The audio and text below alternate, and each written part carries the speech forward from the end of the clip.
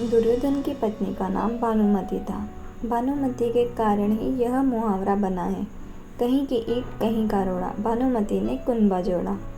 भानुमति काम्बोज के राजा चंद्रवर्मा की पुत्री थी।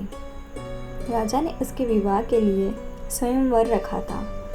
स्वयंवर में शिशुपाल, जरासंध, रुक्मी, वक्र और दुर्योधन और कर्ण समेत कई राजा आमंत्रित थे।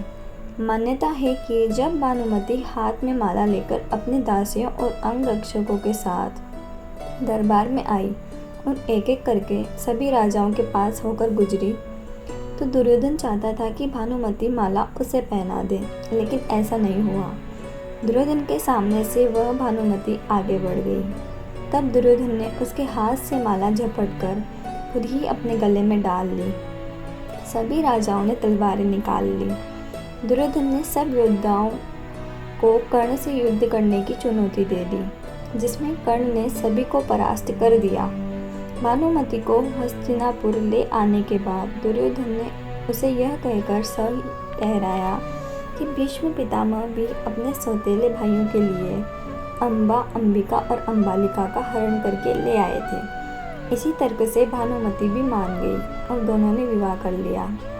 दोनों के 2 संतान हुई, एक पुत्र लक्ष्मण जिसे अभिमन्यु ने युद्ध के दौरान मार दिया था, और पुत्री लक्ष्मणा जिसका विवाह कृष्ण के जामवंती से जन्मे पुत्र सांब से हुआ था।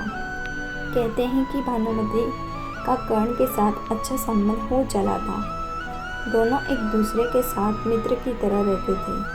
दोनों की मित्रता प्रसिद्ध थी। कर्ण और दुर्योधन की पत्नी भानुमति एक बार शतरंज खेल रहे थे। इस खेल में कर्ण जीत रहा था।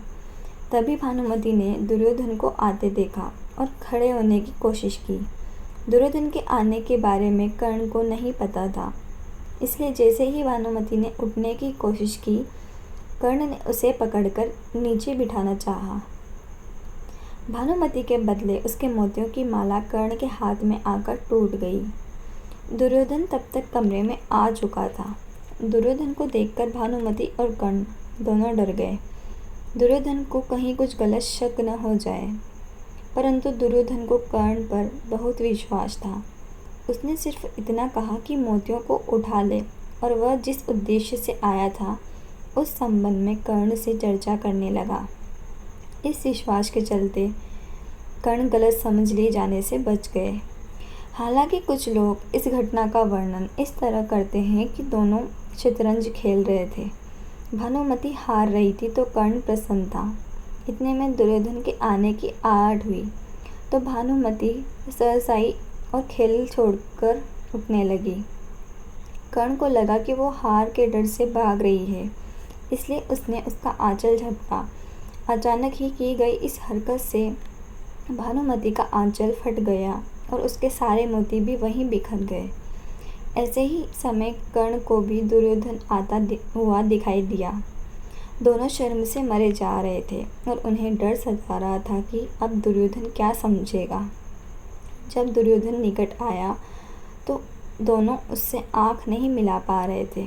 तब दुर्योधन ने हंसकर कहा कि मोती बिखरे रहने दोगे या मैं तुम्हारी मदद करूं मोती को समेटने में।